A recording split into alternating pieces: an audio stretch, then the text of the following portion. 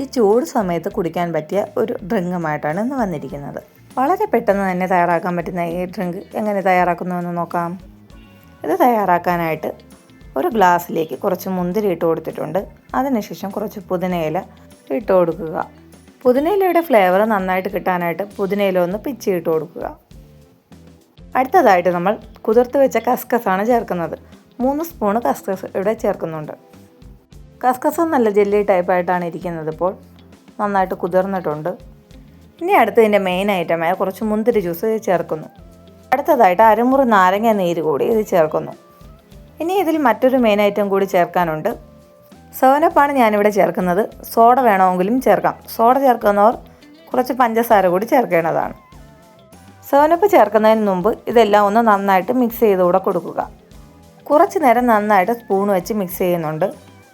മുഴുവനായിട്ട് മുന്തിരിയൊക്കെ നന്നായിട്ട് ഉടഞ്ഞു കിട്ടാനാണ് അങ്ങനെ ചെയ്യുന്നത്. മുഴുവനായിട്ട് മുന്തിരി ഇടുന്നത് താല്പര്യമില്ലാത്തവർക്ക് അത് ഒഴിവാക്കാവുന്നതാണ്. മിക്സിംഗ് ഒക്കെ നന്നായി കഴിഞ്ഞ ശേഷം ഇനി 7up കൂടി ചേർക്കുന്നുണ്ട്.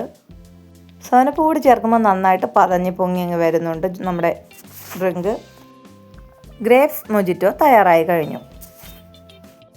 ഈ ചൂട് സമയത്ത് കുടിക്കാൻ പറ്റുന്ന നല്ലൊരു റിഫ്രഷിങ് ഡ്രിങ്ക് തന്നെയാണിത്. എല്ലാ കൂട്ടുകാരും ഒന്ന് ട്രൈ ചെയ്തിട്ട് അഭിപ്രായം പറയാൻ മറക്കരുത് കേട്ടോ. നല്ല കളർഫുള്ളായിട്ടുള്ള ഈ ഡ്രിങ്ക് വീട്ടിലെ എല്ലാവർക്കും ഇഷ്ടമായിട്ടുണ്ട്. അപ്പോൾ നിങ്ങളുടെ അഭിപ്രായങ്ങൾ പറയാൻ മറക്കരുത്. വീഡിയോ ഇഷ്ടമായ ലൈക്ക് ചെയ്യുക, ചാനൽ സബ്സ്ക്രൈബ് ചെയ്യുക. മാത്രമല്ല നിങ്ങളുടെ കൂട്ടുകാർക്ക് ഈ ഒരു വീഡിയോ ഷെയർ കൂടെ ചെയ്തു കൊടുക്കുക.